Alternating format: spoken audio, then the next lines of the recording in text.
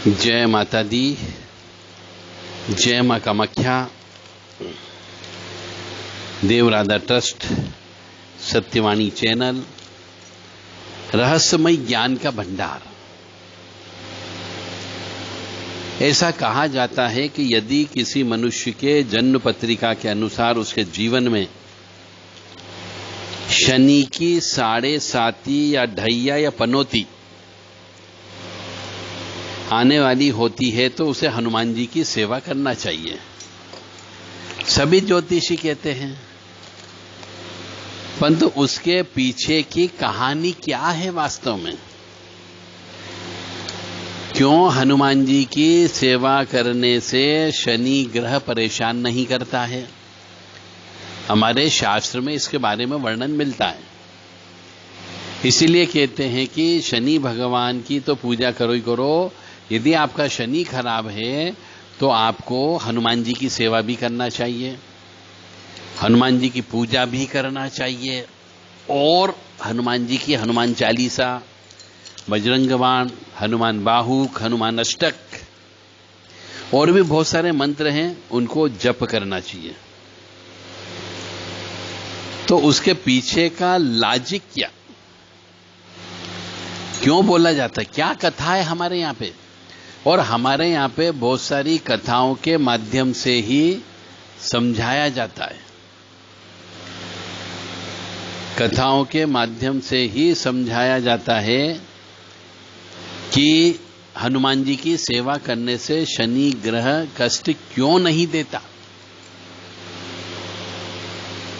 वही कथा मैं आपको आज बताने जा रहा हूं। परंतु उसके पहले मां भगवती जगत जननी के चरणों में नमन कर लें, शीश झुका लें, उनसे आशीर्वाद ले लें। उसके बाद कथा का श्रवण करते हैं। कामाख्ये वरदे देवी नीलपर्वतवासिनी त्वं देवी जगतमाता योनि मुद्रे नमस्तुते। कामाख्ये काम संपन्ने कामेश्वरी हर प्रिये कामनाम देहि में नित्यम कामेश्वरी नमस्तुते। कामदे काम रूपस्ते सुभगे सुर सेविते करोमि दर्शन देव्यम सर कामार सिद्धयेत। ओम महेशानी महामाये चामुंडे मुंडमालिनी आयु आरोग्य ऐश्वर्य देहि में देवी परमेश्वरी। ओम जयंती मंगला काली भद्रकाली कपालिनी दुर्गा क्षमा शिवा धात्री स्वाहा सदा नमस्तुते। ओम सर्वमंगल मांगल्ये शिवे सर्वासादिके शरण्ये त्र्यंबके गौरी नारायणी नमस्तुते। दुर्गति नाशिनी दुर्गा जय जय, काल विनाशिनी काली जय जय, उमा रमा ब्रह्माणी जय जय, सीता राधा रुक्मणी जय जय। महालक्ष्मी नमस्तुभ्यं नमस्तुभ्यं सुरेश्वरी, हरि प्रिये नमस्तुभ्यं नमस्तुभ्यं दयानिधि। काली काली महाकाली काली के पाप नाशिनी, खड़ग हस्ते मुंड हस्ते काली काली नमस्तुते। काली काली महाकाली काली के परमेश्वरी सर्वानंद करी देवी नारायणी नमस्तुते। नीरहार हार धन सार सुधाकरम भा कल्याणम दाकनक चंबक धाम्बूषाम उतुंग पिनिक जुगुम्ब मनोहरांगी वाणी नमामि मनसा वत्सा विभूत्ये। ओम ऐं सरस्वत्ये नमः। ओम रीं दुम दुर्गाय नमः। या जल जल प्रज्वल अग्नि रूपाय ओम होम रीं सिं ज्वाला देवी नमो नमः। ओम त्र्यंबकं यजामहे सुगंधिं पुष्टिवर्धनम् उर्वारुक्मि वंदनान् मृत्योर्मुक्षीयमामृतात्। ओम भूर्भुवः स्वः तत्सवितुर्वरेण्यं भर्गो देवस्य धीमहि धियो यो नः प्रचोदयात्। हम हनुमते रुद्रात्मका हुम पट ओम ह्रीं हनुमते रामदूताय नमः। ओम बम भैरवाय नमः। क्रीं कालिकाय नमः। ओम ब्रह्मा मुरारे त्रिपुरांतकारी भानु शशि भूमि सुतो बुधस्य गुरुश्च शुक्र शनि राहु केतवे सर्वे ग्रहा शांतिकरा भवन्तु। सर्वे ग्रहा शांतिकरा भवन्तु। इस प्रकार से ये सभी नवग्रह की महाकाली, महालक्ष्मी, महासरस्वती, श्री हनुमान जी, भैरव जी और मां ज्वाला देवी और मां कामाख्या मां, इनकी स्तुति इनके चरणों में सभी की तरफ से सुख समृद्धि शांति प्राप्ति के लिए हम प्रार्थना करते हैं, अर्जी लगाते हैं। अब देव राधा ट्रस्ट की तरफ से प्रस्तुति कि शनि देव की 7.5 जो लगती है और ढैया लगती है तो इसको महाप्रकोप भी बोला जाता है। किसी किसी के जीवन में जब 7.5 लग जाती है तो वो विकलांग हो जाता है, एक्सीडेंट पे एक्सीडेंट होते हैं उसके। कई बार तो 1-1 साल 6-6 महीने तक बिस्तर पर पड़े रहना पड़ता है और ढैया में बर्बाद हो जाता है। तो इसी के ऊपर हमारे शास्त्रों में कहानी है कि शनि देव की ढैया या 7.5 से हटाने के लिए, मिटाने के लिए, कम करने के लिए, उसकी पोटेंसी कम करने के लिए श्री हनुमान जी की सेवा करना चाहिए। और हनुमान जी की सेवा कैसे करना चाहिए वो सब मैं पहले आपको बता चुका हूं।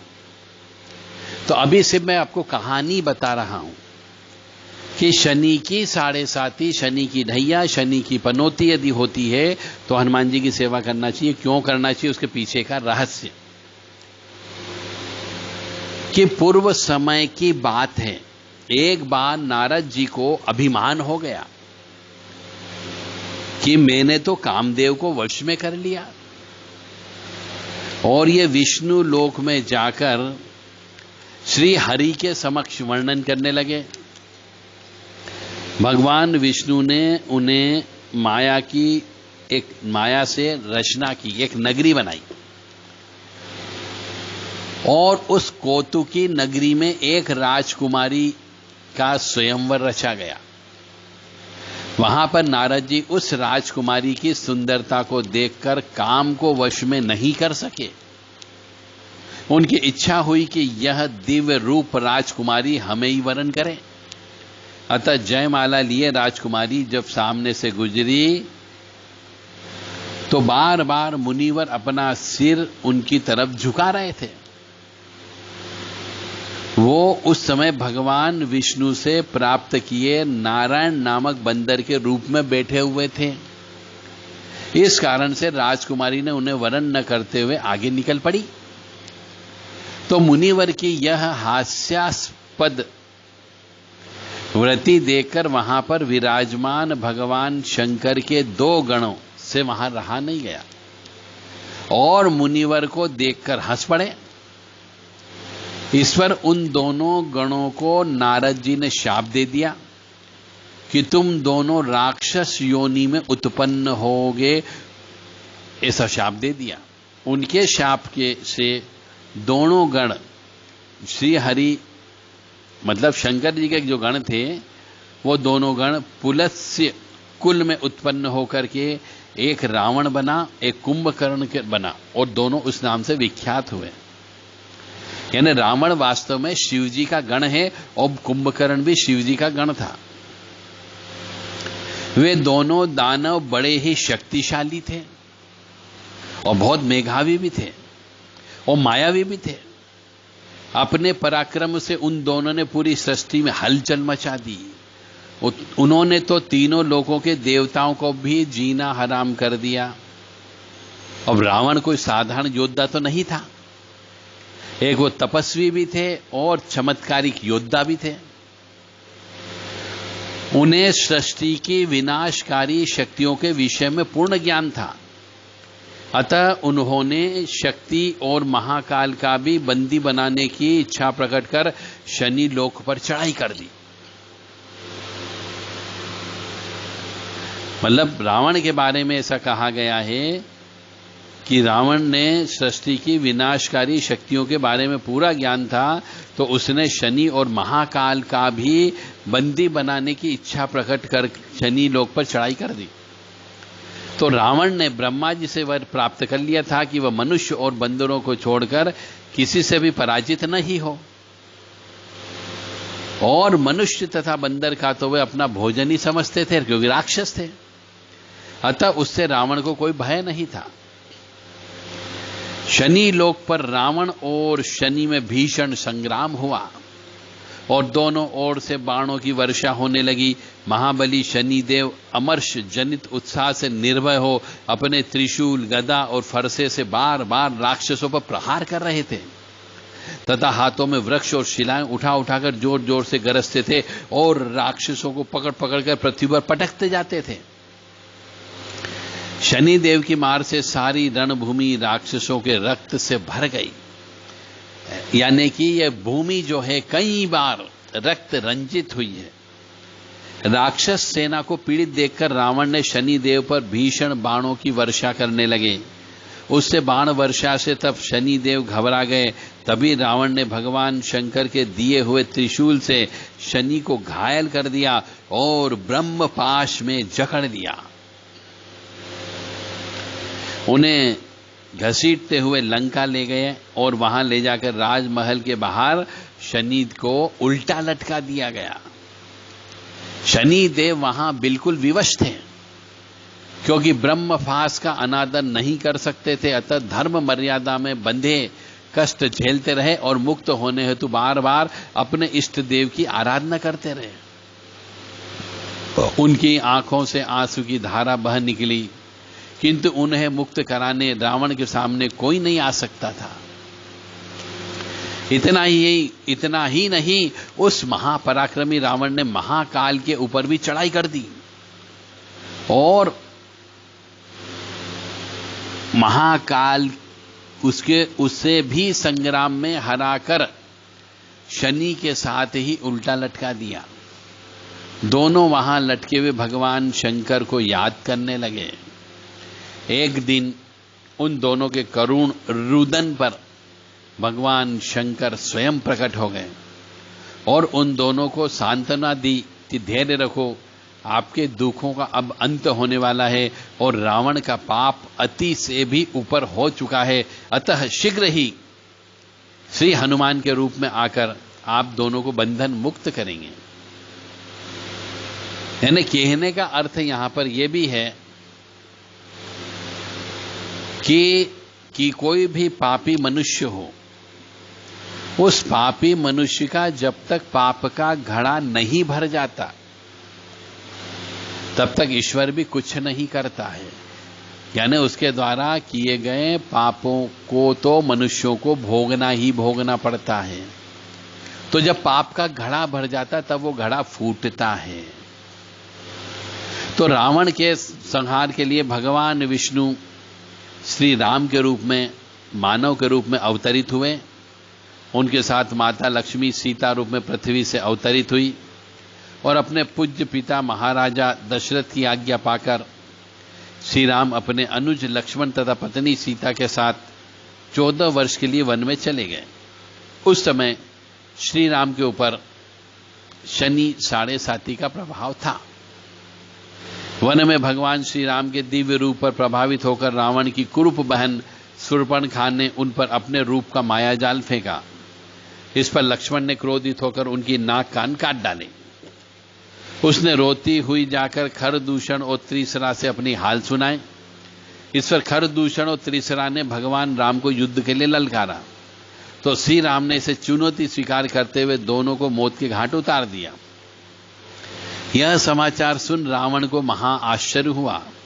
वे क्रोधित होकर वन में आए और साधु का वेश बनाकर सीता का हरण कर ले गए तथा उन्हें अशोक वाटिका में ले जाकर के रखा।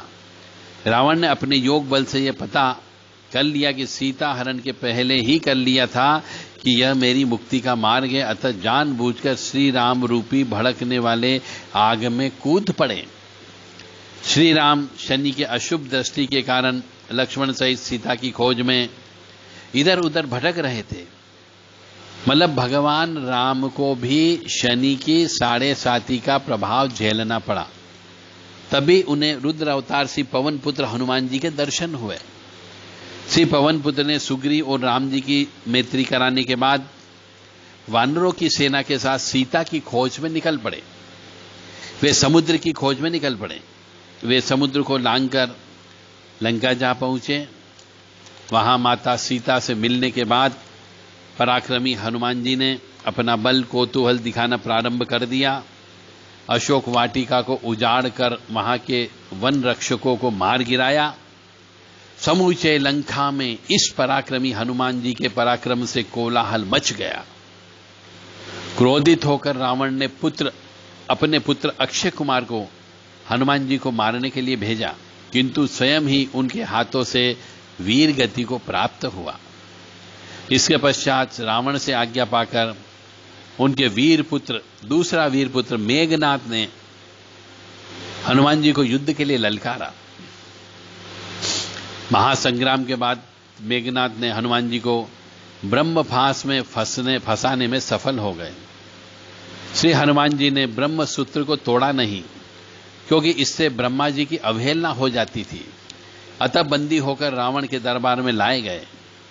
वहां सर्वसम्मति से उनकी पूंछ में आग लगा दी गई। तब हनुमान जी का हृदय क्रोध से भर गया।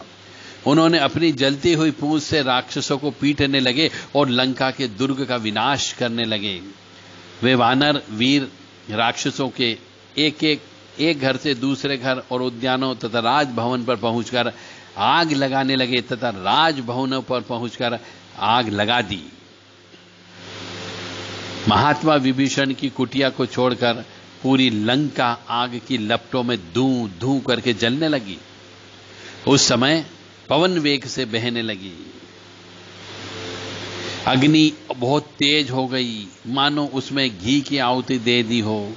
अग्नि के प्रभाव से ऊंचे ऊंचे और सुंदर भवन नष्ट होकर पृथ्वी पर गिरने लगे, और जैसे पुण्य का क्षय होने पर स्वर्ग से प्राणी पृथ्वी पर गिरता है, वैसे ही इन दशा इन भवनों की थी। राक्षस अपने अपने घरों को बचाने के लिए इधर उधर दौड़ रहे थे, किंतु असफल रहे। परम ज्ञानी महाराज रावण माया के वशीभूत हो कि कर्तव्य विमूढ़ हो गया और लंका को भस्म होता देखते रहे। उनका शस्त्रागार पूरा जल के राख हो गया था। केवल एकमात्र विभीषण और सोते हुए कुंभकर्ण का ही घर बचा था, जिसका अग्नि ने विनाश नहीं किया। बाकी सब जल चुका था। उस समय से हनुमान जी को किसी के द्वारा भगवान शंकर के नाम की जोर जोर से पुकारने और उनके साथ भयानक रूप से रोने की आवाज सुनाई दी। श्री हनुमान जी उस करुण आवाज को सुनकर वहां पहुंचे तो देखा कि महाकाल और शनि उल्टे लटके हुए रो रहे हैं और मुक्त होने के लिए भगवान शंकर से प्रार्थना कर रहे हैं, पुकार रहे हैं। तो शनि देव और महाकाल को जैसे ही महावीर जी के दर्शन हुए, वे दोनों ही बंधन से मुक्त होने हेतु तो उनसे रोकर वंदना करने लगे। तब भगवान हनुमान जी ने दोनों के ऊपर दया आ गई और बंधन उनके तोड़ दिए।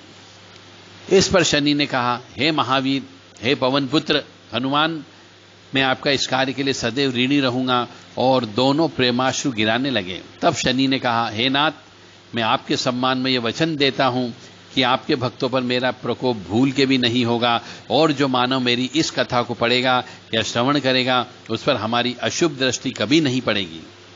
उस वक्त पवन पुत्र के एक ही इशारे पर शनि देव ने उस जलती सोने की लंका को अशुभ दृष्टि डालकर कोले के समान काला कर दिया, जिससे समूची लंका की सुंदरता नष्ट हो गई।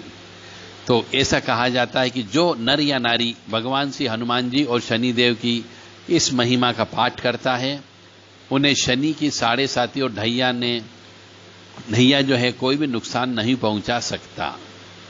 ये कहानी है शनि और साढ़े साथी।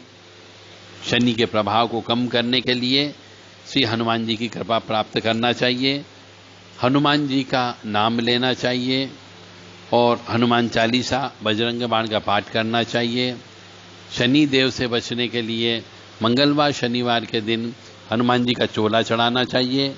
श्री राम जय जय राम का जप करना चाहिए, और हो सके तो हनुमान चालीसा का, बजरंग बाण का, हनुमान जी के बहुत से मंत्र हैं, उनका हवन अवश्य करना चाहिए। केले से हवन करना चाहिए, बेसन के लड्डू से हवन करना चाहिए, बूंदी के लड्डू से हवन करना चाहिए। और महीने में एक बार किसी भी हनुमान जी मंदिर में जाके झाड़ू अवश्य लगा दें, ताकि आपकी दरिद्रता दूर हो सके। और उन हनुमान जी को चोला अवश्य चढ़ाएं, जिससे भगवान की कृपा आपको मिल सके। और शनि देव की कुदृष्टि हो, शनि देव का प्रभाव खराब हो, तो आपके जीवन में शनि देव कभी भी खराब प्रभाव नहीं लाएंगे। ऐसे हमारे कहानी किस्से कहते हैं और इनका पालन करना चाहिए। जो भी सनातनी होगा, जिसका भी शनि खराब होगा, उस मनुष्य को शनिवार के दिन अपने ऊपर से लोहे की कढ़ाई में तेल भर के, काला कपड़ा रख करके, काली किल डाल करके, काले तिल उड़द डाल करके, उसमें अपना छाया देखकर सिर से लेके पैर तक 7 बार उतार कर शनि जी के मंदिर में जाके रख के आ जाना चाहिए। और हनुमान जी के दर्शन अवश्य करना चाहिए। पूजा पाठ में उतारे में कंजूसाई नहीं करना चाहिए। जब भी भगवान से मिलने के लिए जाए तो खाली हाथ नहीं मिलना चाहिए। मिठाई अवश्य लेकर के जाना चाहिए, ऋतु फल लेकर के जाना चाहिए, फूल माला उपलब्ध हो तो लेकर के जाना चाहिए, और दीपक अवश्य जलाना चाहिए, कपूर अवश्य जलाना चाहिए, ताकि आपकी पूजा स्वीकार हो सके। शुद्ध स्वच्छ पवित्र रहना चाहिए। शनि की 7.5 और शनि की ढैया में हनुमान जी भी तभी मदद करेंगे कि जब आप शराब का सेवन नहीं करें, मांस का सेवन नहीं करें, अंडे का सेवन नहीं करें और पराई स्त्री का भोग नहीं करें, तो ही हनुमान जी उस मनुष्य के ऊपर कृपा करते हैं। जय माता दी, जय मां कामाख्या। हम हनुमते नमः। ओम ह्रीम हनुमते रामदूताय नमः।